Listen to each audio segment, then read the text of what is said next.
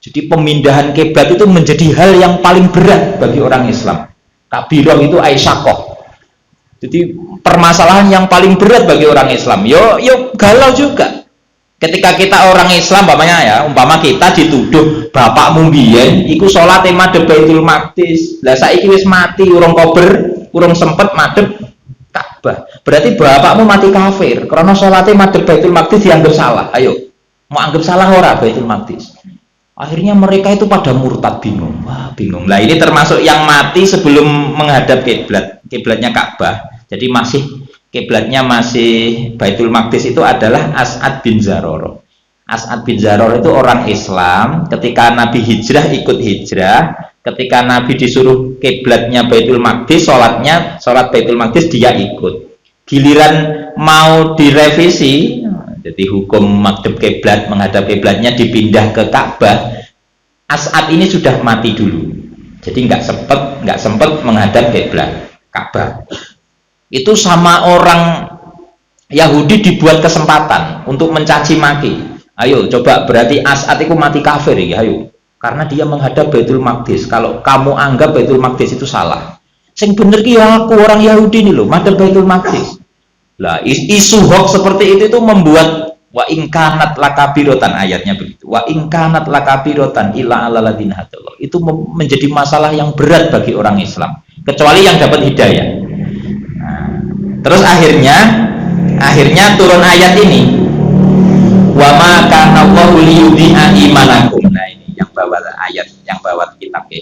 Jadi ayat wa ma kana Allahu liyudhi'a imanakum itu untuk menjawab orang yang sudah iman sama Allah tidak disia-siakan imannya. Maksudnya gimana? As'ad yang tadi kiblatnya masih ikut Baitul Maqdis, itu imannya dia itu tidak disia-siakan. Berarti tetap benar, tetap sah, meskipun dia nggak keduman, nggak kebagian menghadap Ka'bah Baitullah.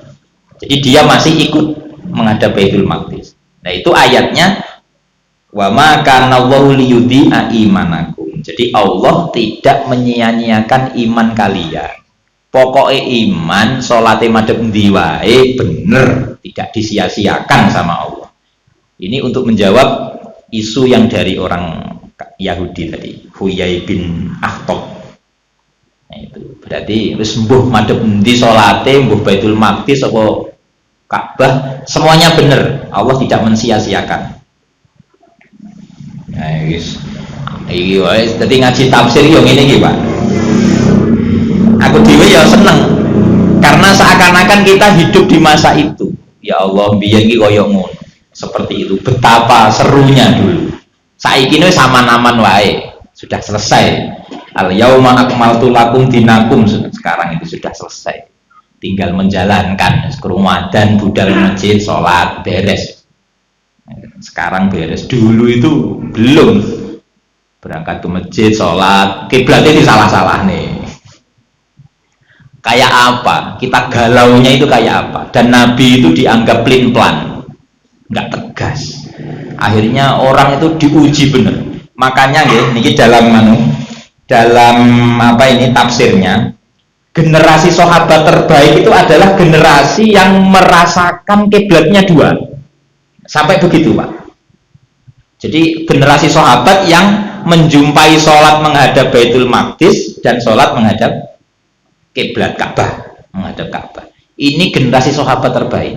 Karena mereka merasakan begitu galaunya Islam itu dianggap pelin-pelan, tapi mereka masih setia. Saiki wis sudah mateng, Adapun di fikih ada perbedaan khilaf ulama, itu malah perbedaan hanya urusan yang cabang-cabang saja, yang furu'-furu', bukan urusan yang pokok-pokok. Kalau urusan wajib ulama itu nggak ada yang khilaf. Tapi kalau urusan sunnah, urusan afdol itu baru ada perbedaan pendapat. Tapi urusan yang wajib ya semuanya sholat sudah, duhur ya 4 rakaat, udah nggak ada yang komplain. Kiblatnya sekarang sudah paten, Ka'bah kiblat. Udah, ini semua sepakat ulama. Nah, ini urusan khilafnya ulama tinggal menghadap kiblat itu harus pas lurus, apa cukup pokoknya menghadap Masjidil Haram, pokoknya menghadap Ka'bah. Kemarin sudah kita terangkan itu dulu pas saya nerangkan itu. Bagi orang di Masjidil Haram kiblatnya adalah Ka'bah. Terus bagi orang yang di luar Masjidil Haram masih di tanah Mekah kiblatnya Masjidil Haram jadi kiblat. Terus orang yang di luar Mekah kiblatnya adalah tanah suci Makkahnya. Nah, jadi kita itu ya enggak iso harus lurus ke kiblat, ya enggak. Ya kiblat kita ya wis pokoknya tanah haram itu semuanya kiblat. Ya ini yang menjadi perbedaan ulama itu.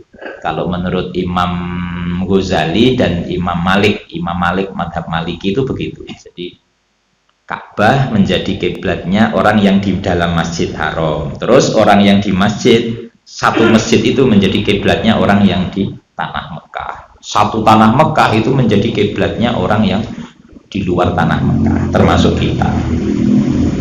Ya angel lurus ya angel. Bismillahirrahmanirrahim. Pun gitu. Jadi itu ayat wa ma kana Allahu liyudhi'a imanakum. Allah tidak menyia-nyiakan iman kalian. Itu adalah jawaban dari isu hoaxnya orang Yahudi. Ketika Yahudi menyalahkan, nah itu tadi. Salat madhep Baitul Maqdis berarti enggak sah. Nah itu jawabannya wa ma kana Allahu liyudhi'a imanakum. Bismillahirrahmanirrahim. Bismillahirrahmanirrahim. Fi adami idoati amalihim ing dalam ora disia-siakan amal mereka. Nas mukmin. Ar-rafatu utawi lafat rafah. Ar-rauf nih, Mas lafat rauf iku syiddatur rahmati bangete welas. Wa kudimalan didinginake apa al-ablagu lafat kang luwih balek. Niki bahas balaghah nih. Lil fasilati krana misah. Jadi ngenten.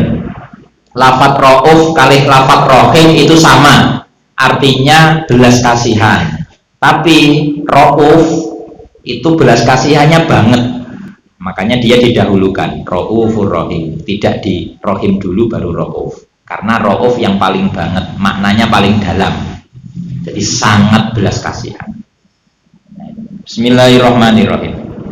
Qad naro taqalluba wajhika fis sama. Qad naro temen weruh sapa kita. Karena kula niku kadung nerangne lek dadi imam ora oleh cepet-cepet. Lah kula lek ngaji cepet engko jadi tersangka. Ngomong ora sesuai. Jadi saya itu pengen ngaji cepet. Qad naro temen weruh sapa kita, taqalluba wajhika ing madhepe wajah sira fi jihati sama ing dalem arah dhuwur. Lah niki sing ayat tadi itu.